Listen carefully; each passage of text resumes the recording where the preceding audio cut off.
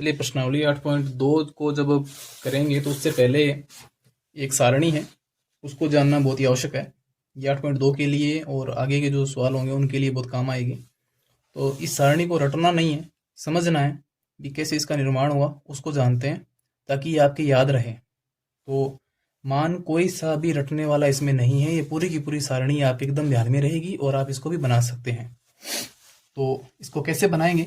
तो इस प्रकार से हमारे पास में sine cos tan cot sec और कोसेक की ये सभी मान आ गए और इसके अंदर 0 डिग्री 30 डिग्री 45 60 और 90 डिग्री के हमें मान दिए जाते हैं। तो इनको बनाना कैसे है? तो सबसे पहले ध्यान दें, यहाँ पर हम लिखेंगे रूट के अंदर 0/4, फिर लिखेंगे रूट में 1/4, फिर लिखेंगे रूट में 2/4, फिर लिखेंगे 3/4 और अंत में लिख देंगे 4/4। अब इनको ऐसा क्यों लिखा गया है तो इनके बारे में जरा ध्यान दीजिएगा। आपको पता है किसी संख्या में अब 0 है, अब 0 में किसी संख्या का भाग लगाओगे तो आपको पता है मान कितना आता है, अभी 0 हो जाता है। और 0 का वर्गमूल निकालोगे तो उसका भी मान कितना आता है, फिर 0 ही आता है। तो साइन 0 का मान कितना होता है, 0। फिर देखो 1 का वर्गमूल आपको पता है, अब देखो रूट लगा है 1/4 तो इसका मतलब वर्गमूल दोनों का होगा। आपको पता है 1 का वर्गमूल 1 होता है, किंतु 4 का वर्गमूल कितना होता है, 2। 4 का वर्गमूल कितना होता है, 2। तो यहाँ पे क्या आ जाएगा, 1/2। फिर देखो 2 का भाग लग जाएगा 4 में, क्योंकि पहले भाग करेंगे तो 2 का भाग लगाएंगे तो यहाँ पर ये वाला मान ये आ जाएगा 1 और ये कितने पे कट गया, 2 पर। 2 1 कम 2, 2 2 4। अब ध्यान दे, अब इसका वर्गमूल करेंगे तो आपको पता है कि 1 का वर्गमूल तो 1 ही होता है, किंतु 2 का वर्गमूल नहीं हो पाएगा तो इसलिए इसके ऊपर ये रूट रह जाएगा। तो 1/√2 आ गया। फिर आगे देखें, यहाँ पर 3/4, ये संख्या आपस में कट नहीं रही है, ठीक है ना, किंतु 4 का वर्गमूल हो जाएगा। 4 का वर्गमूल कितना होता है, 2। 3 का वर्गमूल नहीं निकलेगा तो इसलिए 3 ऊपर रूट में रह जाएंगे और बटा में 4 का वर्गमूल कितना आ जाएगा हमारे पास में, 2। तो ये बन गया √3/2 जो कि साइन 60 का मान होता है। आगे ध्यान दें, 4 का 4 में भाग लग जाएगा कितने पर, 1 पर, और 1 का वर्गमूल आपको पता है कितना होता है, 1 ही होता है। तो इस प्रकार से हमने साइन थीटा के ये पांचों मान हमने निकाल लिए हैं। तो वो इस प्रकार से इनको बनाया जाता है। तो यहाँ पर बिल्कुल भी कोई चीज़ ऐसी नहीं है जो कि आप रटोगे या बार बार उसको लिखोगे, इसको समझना है, आपके ध्यान में आ चुका है। अब ध्यान दो, अब जब कोस थीटा के मान लिखने हैं तो कोस थीटा के मान इस मान को उल्टा रखना है, अर्थात इसमें जो पहले है वो लास्ट में लिख दीजिए और जो लास्ट में है वो पहले लिख दीजिए। तो यहाँ पे लास्ट में क्या 1 है, तो कोस 0 का मान 1 पहले लिख दो। फिर बाद में क्या लिखा है, √3/2, तो ये यहाँ पे लिख दो √3/2। फिर 1/2, 1/√2 यहीं पर आएगा। फिर ये वाला मान देखो, पहले ये लिख दिया, फिर ये वाला मान यहाँ आ गया, अब ये यहाँ आ जाएगा। तो ये बन गया 1/2 यहाँ आ जाएगा और ये 0 है वो लास्ट में आ जाएगा। तो लीजिए साइन और कोस दोनों के मान हमने लिख लिए। कैलकुलेशन केवल यहाँ पर की थी, वो भी कोई कैलकुलेशन नहीं है, बस एक तरीका था लिखने का, लिख दिया। अब आगे ध्यान दो, अब आपको पता है टेन थीटा बराबर क्या होता है। आपने पढ़ा है कि टेन थीटा बराबर होता है sine theta upon cos theta. इसका अर्थ क्या है कि आपको साइन में कोस के मान का भाग लगाना है। ये साइन का मान 0 है, 0 में 1 का भाग लगाओगे, 0 में 1 का भाग लगाओगे तो आपको पता है जैसे यहाँ पे 0 में 4 का भाग लगे तो 0 हुआ था, वैसे ही 0 में 1 का भाग लगाओगे तो मान कितना हो जाएगा, 0। अब बात यहाँ है कि 1/2 में भाग लगाना पड़ेगा आपको, कितने का, √3/2 का। तो देखो 1/2 में भाग लगाना है कितने का, √3/2 का। जैसा कि मैंने आपको समझाया था कि 2 के ऊपर 1 बैठा है तो ये 2 नीचे आने वाला है, और इस 2 के ऊपर √3 बैठा है तो ये 2 ऊपर जाएगा। इसका मतलब इसको ऐसे भी लिख सकते हैं, ऊपर क्या बच गया, 1, और ये 2 ऊपर जाएगा तो हो जाएगा गुणा के अंदर। यहाँ पर ये 2 नीचे आ गया है और ये √3 नीचे है ही।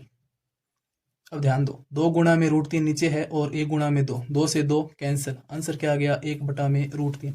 आंसर क्या आ गया, 1/√3। तो यहाँ पे लिख देंगे 1/√3।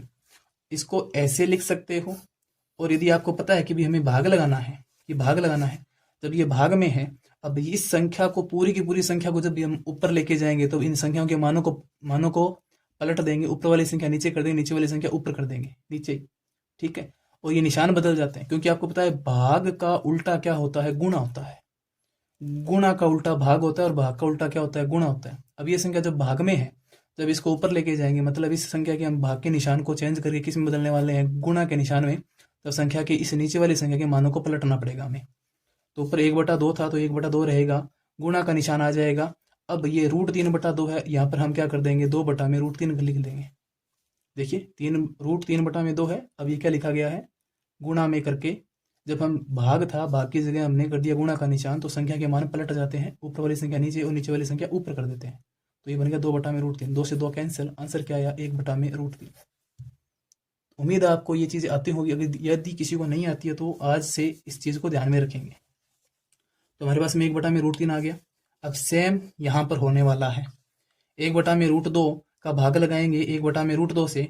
अब जब हम भाग के निशान को बदल देंगे तो 1 बटा में √2 का गुणा हो जाएगा, ये √2 ऊपर और नीचे 1, √2 से √2 कैंसिल, 1 का 1 में भाग लगेगा, आंसर क्या आएगा, 1। तो 10, तो आपको पता है tan 45 का मान कितना होता है, 1। अब √3/2 है, आगे वाली क्या है, √3/2 है।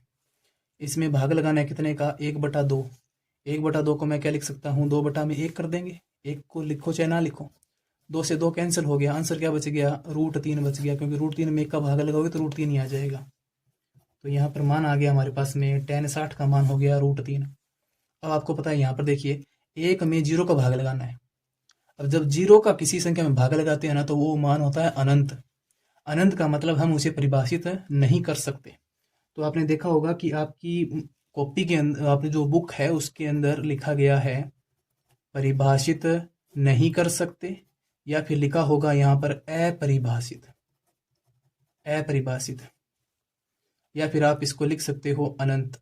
एक बार इसको मैं अच्छे से लिख देता हूँ, परिभाषित नहीं कर सकते नहीं है, या फिर अपरिभाषित है, और अनंत आ सकता है, क्योंकि इसका आंसर क्या आएगा वो पता नहीं है, अपरिभाषित होता है।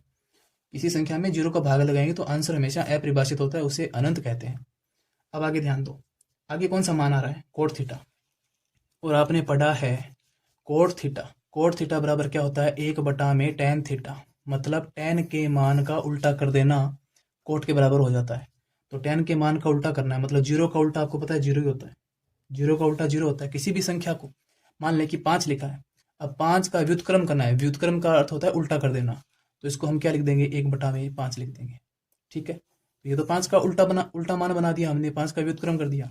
अब यदि 1 बटा में 2 लिखा है, क्या लिखा है, 1 बटा में 2, अब इसका व्युत्क्रम बनाना है, तब 2 ऊपर कर दो 1 नीचे कर दो, तो 2 ऊपर आ गया 1 नीचे आ जाएगा, तो 1 का 2 में भाग लगाओगे तो मान क्या बच जाएगा, इधर 2 ही रह जाएगा।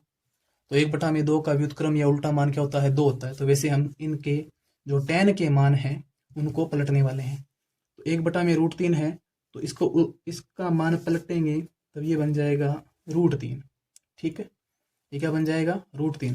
और आपको यहाँ पे ध्यान देखें भी, tan के मानों को चाहे तो इनके मान उल्टे कर लो, या फिर ये वाले मान पहले कर दो। ठीक है, जैसे कि हमने साइन में किया था, साइन में लास्ट में क्या आया था 1, कोस में उसको पहले लिखा, फिर क्या था √3/2, इसको यहाँ पर पहले कर दिया। अब ऐसे देखो, यहाँ पे क्या लिखा है 0, 0 को उल्टा करेंगे, 0 को उल्टा लिखेंगे तो लिखेंगे 1 बटा में 0, तो 0 का भाग लगाएंगे किसी संख्या में तो मान क्या आता है बेटा, अनंत। क्या आता है, अनंत आता है। यहाँ पे लिख देंगे अनंत, या फिर लिख देंगे अपरिभाषित। ठीक है, इसका उल्टा कर दिया, 1 का उल्टा आपको पता है 1 ही होता है, और 1 का उल्टा 1 ही होता है। आगे ध्यान दें, यहाँ पर क्या लिखा गया है, 1 बटा में √3, क्या लिखा गया है, 1 बटा में √3, इसका मान हमने यहाँ पे बना लिया, 1 का मान यहाँ पर हमने कर लिया, यहाँ पे लिखा है √3 का उल्टा कर देंगे तो ये क्या बन जाएगा, 1 बटा में √3। फिर देखो अपरिभाषित का उल्टा कर देंगे तो मान क्या बन जाएगा, 0। तो ध्यान से देखो, ये वाले मान हम यहाँ पे रख रहे हैं, अनंत यहाँ पर आ चुका है, √3 यहाँ पर आ चुका है, 1 यहाँ पर आ चुका है, 1 बटा में √3 यहाँ आ चुका है, और 0 यहाँ पर आ चुका है। तो साइन की वैल्यू हमने 1 निकाली थी, उसके बाद में ये वैल्यू निकल गई, इसका उल्टा मान हो गया सारे के सारे।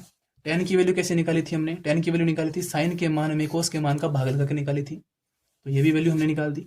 अब आपको पता है सेक थीटा बराबर क्या होता है, सेक थीटा बराबर होता है 1 बटा में कोस थीटा, 1 बटा में कोस थीटा, मतलब कोस के मानों को उल्टा करना है। तो बताइए 1 का उल्टा क्या होगा, 1 का उल्टा होता है 1 बटा में 1, तो 1 बटा में 1 का अर्थ क्या हो जाता है, 1 ही हो जाता है।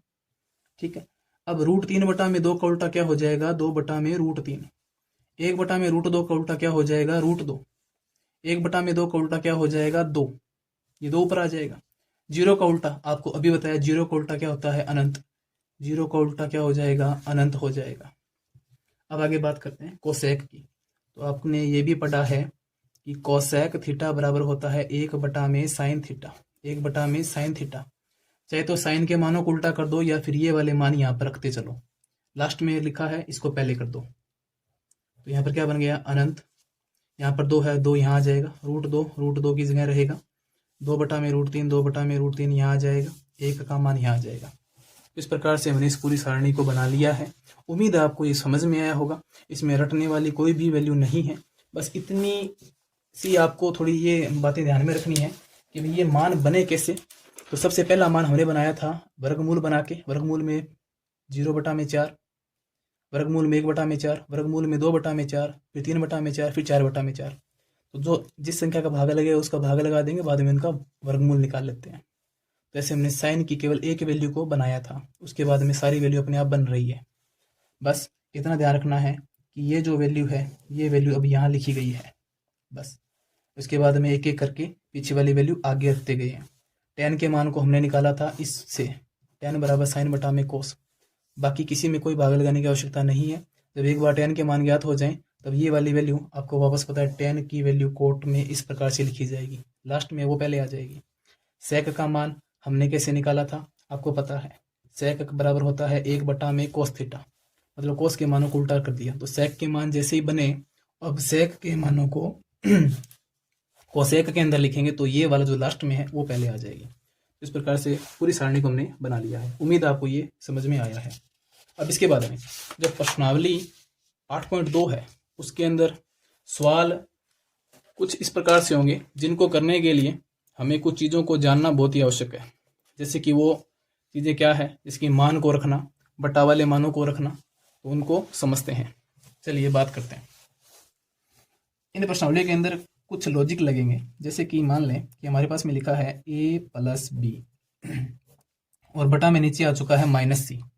मान लें ये कोई वैल्यू है, जैसे कि ये कोई वैल्यू है 2 प्लस में यहाँ पे लिख दिया गया है √2 और नीचे आ चुका है मान लें कि -5 आ गया।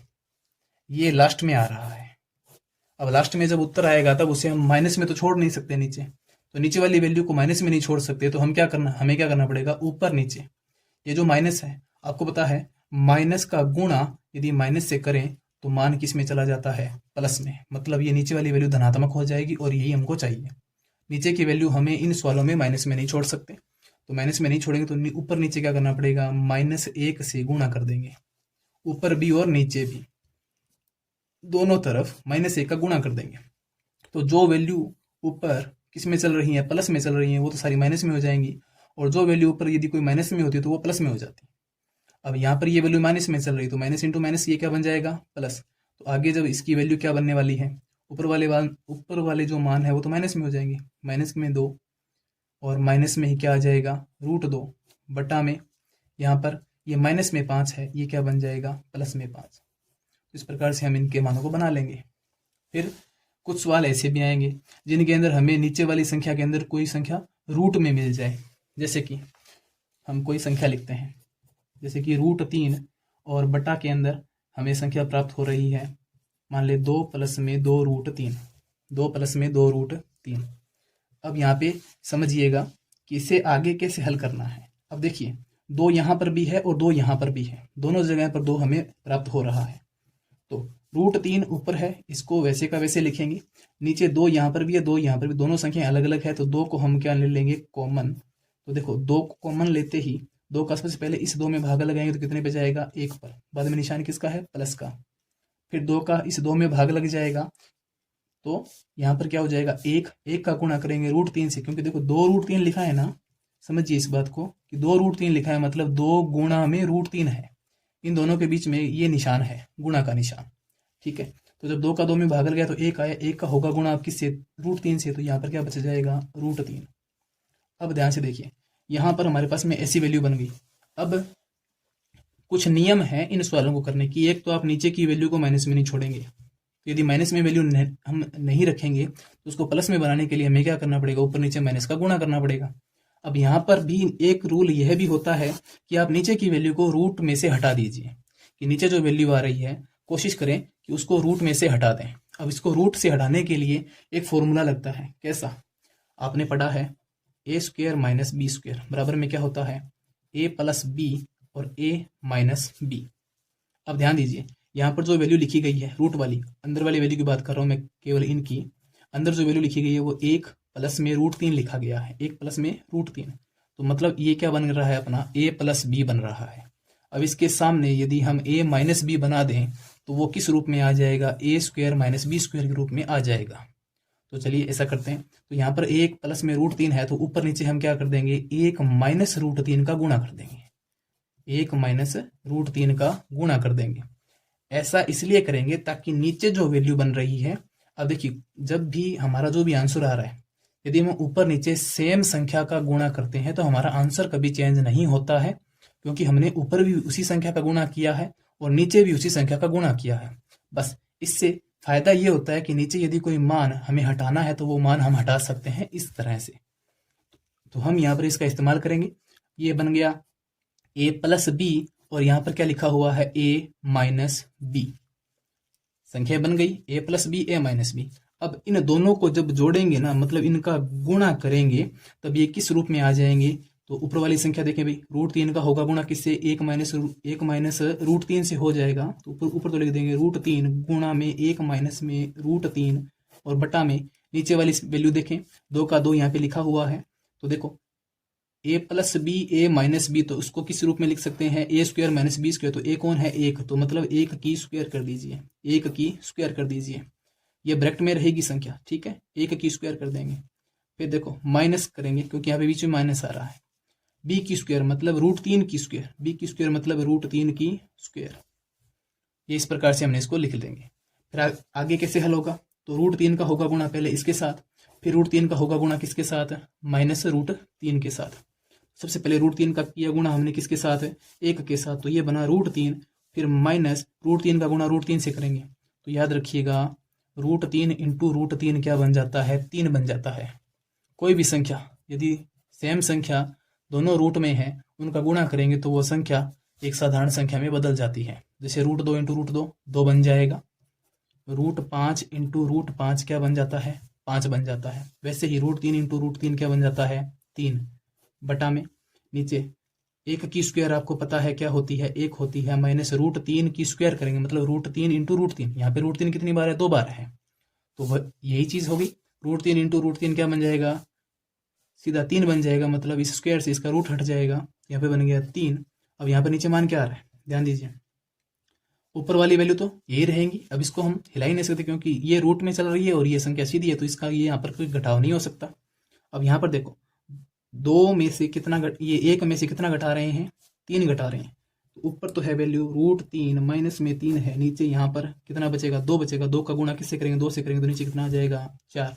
और वो 4 कैसे आएंगे आपके पास में? माइनस के आएंगे। क्यों आएंगे? क्योंकि देखो 1 में से 3 घटा रहे हैं, माइनस की वैल्यू यहाँ पर ज्यादा है, माइनस के पास है 3 और प्लस के पास है 1। अर्थात जब आपका आंसर आएगा, जब आप 3 में से 1 को घटा लोगे तो आपके पास जो वैल्यू बचेगी वो बचेगी कौन सी? माइनस में 2 बचने वाली है। -2 का होगा गुणा 2 से, तो ये क्या बना लेगा? -4। अब ये वाला माइनस में नीचे आ गया, इसको प्लस में करने के लिए क्या करना पड़ेगा? ऊपर नीचे -1 का गुणा करेंगे, तब ऊपर वाली वैल्यू जो माइनस में है वो प्लस में हो जाएगी और नीचे जो माइनस में है वो भी प्लस में हो जाएंगी और जो प्लस है वो माइनस में चला जाएगा। तो आगे क्या होगा इसका ध्यान दें। 1 का -1 का गुणा करेंगे तो ये वाला √3 जो कि प्लस में है ये तो चला जाएगा किसमें? माइनस में। ये माइनस में है, ये किस में चला जाएगा? प्लस में। नीचे ये माइनस है तो ये किस में चला जाएगा? प्लस में। अब यहाँ पे देखिए, यहाँ पे पहले संख्या माइनस में लिखी गई है, इसको यदि ठीक करके लिखें तो ये माइनस वाली वैल्यू यहाँ पर रख लेते हैं 3 और प्लस वाली वैल्यू आगे रख लेते हैं। यहाँ पर हम कोई पक्षांतर नहीं कर रहे हैं, एक ही जगह पर संख्याओं के स्थान चेंज कर रहे हैं बस। 3 को पहले लिख लिया और -√3 को बाद में लिख लिया है, बटा में 4। अब देखिए, अब ये संख्या हमारी बन चुकी है। तो इस प्रकार से देखो, यहाँ से हमने इसको स्टार्ट किया था, हल करते करते हम इसको यहाँ पर ले आए हैं। इस प्रकार से हम इन संख्याओं को पलट सकते हैं, बदल सकते हैं, और ऐसा करने से हमारे कोई आंसर गलत नहीं होते हैं। इस बात का आप विशेष ध्यान रखिएगा, आंसर हमारे गलत नहीं होते हैं। ठीक है, तो उम्मीद है आपको ये समझ में आया है अच्छे से, और आगे भी जो सवाल होंगे, जो कॉन्सेप्ट है, उसके अकॉर्डिंग आप इनको समझते रहेंगे। चलिए, अब आगे की क्लास को अपने शुरू करते हैं। इसके अंदर हमने अपने 2 कॉन्सेप्ट थे वो मैंने आपको समझा दिया कि एक तो नीचे की जो वैल्यू आने वाली है, जो आंसर बना रहे हैं लास्ट के अंदर, जब ऐसी वैल्यू बन जाए कि नीचे माइनस आ रहा है तो उसको हमें प्लस में करना पड़ेगा। प्लस में करने के लिए हमें ऊपर नीचे माइनस का गुणा करना पड़ेगा। एक तो ये चीज़ें हमने सीखी। दूसरी, यदि यदि नीचे कोई रूट का मान आ रहा है, यदि कोई संख्या नीचे रूट में है तो उसको रूट को बदलने, यहाँ से उसका रूट हटाना पड़ेगा। रूट हटाने के लिए इन संख्याओं को, सबसे पहले हमने यहाँ पे एलसीएम लिया था। फिर देखिए, ध्यान देंगे, यहाँ पर 1 प्लस में √3 बना था, मतलब ये a प्लस बी है, तो इसके सामने यदि a माइनस बी ले आए तो वो a² माइनस b² में बदल जाएगा। तो ऐसा हमने यहाँ पर भी किया। तो ऊपर नीचे हमने क्या कर लिया था, यहाँ पे 1 प्लस √3 है तो ऊपर नीचे 1 माइनस √3 के गुणा कर लिए थे, दोनों तरफ ये गुणा किए। अब एक चीज़ आपको बता दी थी मैंने कि भाई यदि कोई सी संख्या रूट में है और दोनों वैल्यू सेम है, √3 इंटू √3, तो क्या बन जाता है 3। √2 इंटू √2 2 बन जाता है। इसी प्रकार से ये 5 बन गया था। ठीक है। अब एक चीज़ और समझिए कि जब भी देखो यहाँ पर हम लिख रहे हैं कि ये वाली संख्या देखिए, 3 माइनस √3, √3 माइनस 3, ये जो संख्या हम यहाँ पे जो लिख रहे हैं, अब इसके अंदर देखो 3 का इससे कोई घटाव नहीं हो सकता और ना 3 इसमें जुड़ेगा। मतलब यदि मैं लिख दूं 2 प्लस में √2, तो इनका कोई जोड़ नहीं होगा, ये ऐसे ही रहेंगी संख्याएं, इनको हम जोड़ नहीं सकते। किंतु हाँ, √2 प्लस में √2 को जोड़ सकते हैं। √2 एक बार, √2 कितनी बार हो गया, अब 2 बार, तो यहाँ पर हम इसको क्या लिख सकते हैं, 2√2 लिख सकते हैं। समझ में आया होगा आपको।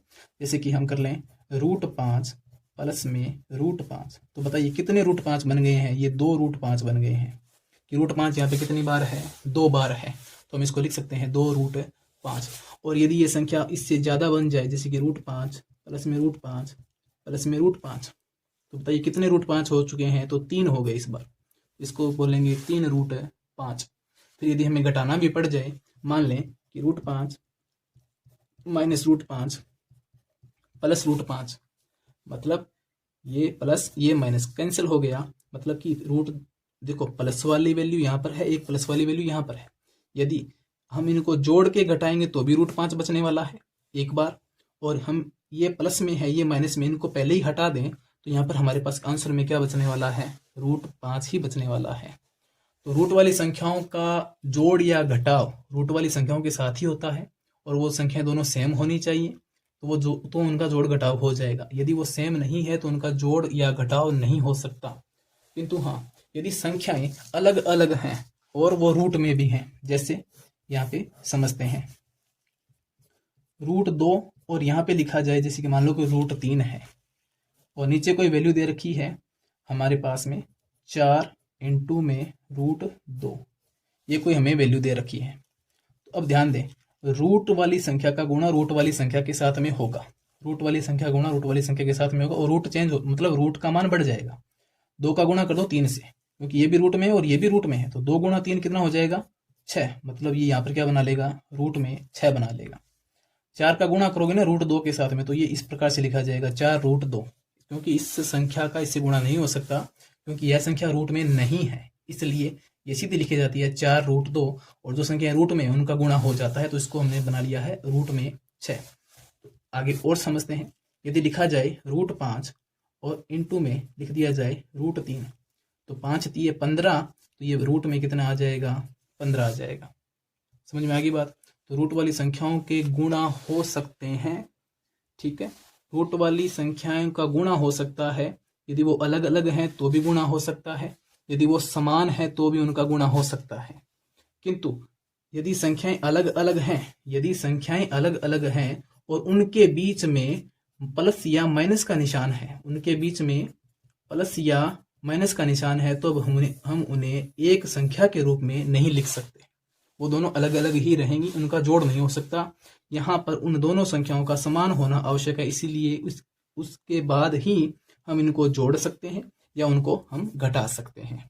तो उम्मीद है जो हम ये प्रश्नावली करेंगे उसके अंदर जो मैंने आपको बातें बताई हैं ये आपको समझ में आई है, क्योंकि आगे जो सवाल होंगे ना उनके अंदर मैं आपको इतनी डिटेल से न बता पाऊँ, क्योंकि उसमें आपको सवाल करवाने मेरे लिए सबसे ज़्यादा वो ज़रूरी होंगे, ताकि आपको कम समय में ज़्यादा से ज़्यादा आपके सवाल हो पाएँ और एग्ज़ाम आपके नज़दीक आ रहे हैं और आप अच्छे से इन सब की तैयारी कर पाएँ।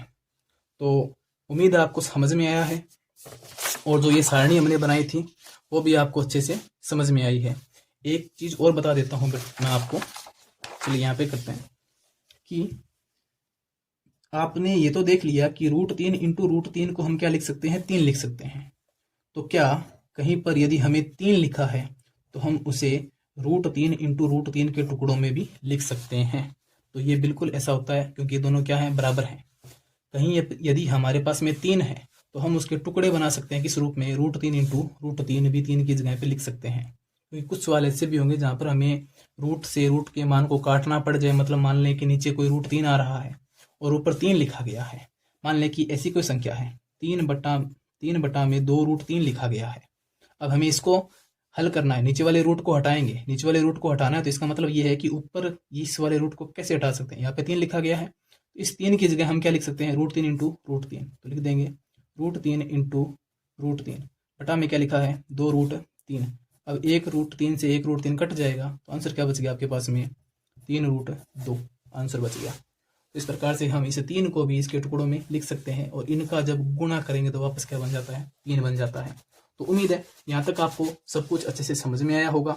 अब हम जो सवाल करेंगे आपको उनमें किसी प्रकार की कोई समस्या नहीं आएगी। और सारणी को हमने कैसे बनाया वो भी आपने जाना, और इसको रटना नहीं है, केवल समझना है।